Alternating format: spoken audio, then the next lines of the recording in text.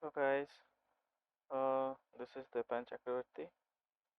Uh, you can see all the details in front about me in front. Uh, in this series, we'll learn to develop a full-fledged dynamic website uh, in which we'll use uh, PHP as our scripting language, which will handle the backend. Uh, we'll use MySQL database. And for the front end, we'll be using HTML5 and CSS3. And along with CSS3, vanilla CSS, we'll be using Bulma framework in the CSS. We'll see how to use a CSS framework, uh, and we will use little bit of JavaScript and jQuery to make our website little bit dynamic. And we will also be using little bit of Ajax for the same purpose. So to follow along with this series, what are the prerequisites that is required? What are the knowledge you are required beforehand is you need to have a knowledge on HTML, uh, basic CSS, and a little bit of knowledge in JavaScript would be good. Not necessary, it would be good. Uh, the tools that we are gonna use in this series is a local server, preferably XAMPP or WAMP server, and a code editor in which we'll write our code, preferably Visual Code by Microsoft. If you are using something else like Sublime Text or Notepad, be free to use. PHP doesn't require any uh, uh, fixed code editor. You can use any code editor of your choice to write a PHP program. So let's get started and let's first see what is PHP. PHP is a very powerful server-side scripting language.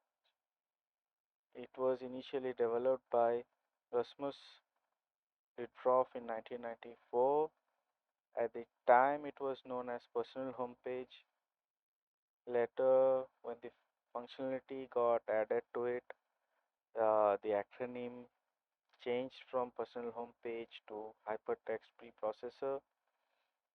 Uh, it was a milestone for PHP with the introduction of PHP 3 that year, with lot of added functionalities. Uh, Still today, it is highly used scripting language for web development.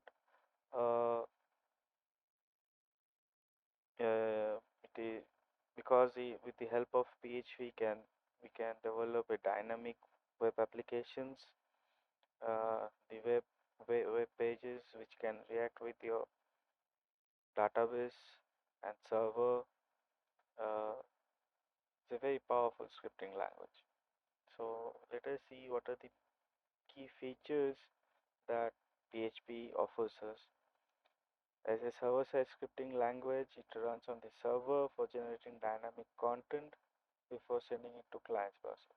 What that means is, uh, you write a code in PHP, uh, it will generate an HTML. It will run the PHP script on the server before sending uh, the content. It will generate that content in HTML and then send it to the client's browser. So your client will only see the output result and not the script that you have wrote.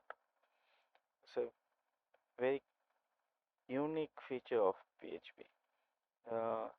And the second feature is it's an open source That means the source code is open, it's freely available. If you want to be a PA, if the developers, oh, they can modify the PHP source code, and it can be freely distributed. Embedding in HTML, it's quite simple, very simple to embed uh, the PHP in HTML using the PHP tag, which makes it very easy for integrating dynamic content with the static HTML content. Uh, then database integration is there. It has extensive support for interacting with lot of databases. Uh, it has a built-in support for MySQL, PostgreSQL, SQLite, all these databases. Uh, and then it platform independent. Another amazing thing is it's platform independent. It can run on any OS. It can run on Windows, Mac, or Linux. So it doesn't matter which OS you are running. You can go ahead and try out PHP. Lastly, it is used so widely that the community reach is very large. It has a very large community pool. So the resource availability is also very huge for PHP. So if you are lost while coding in PHP or stuck, you can go on the web and search for your problems, and you will easily find answers to your problems. Uh, that's all for today in our introduction in PHP. I'll see you in the next video. In the next video, we'll see how to set up our tools to get started coding in PHP.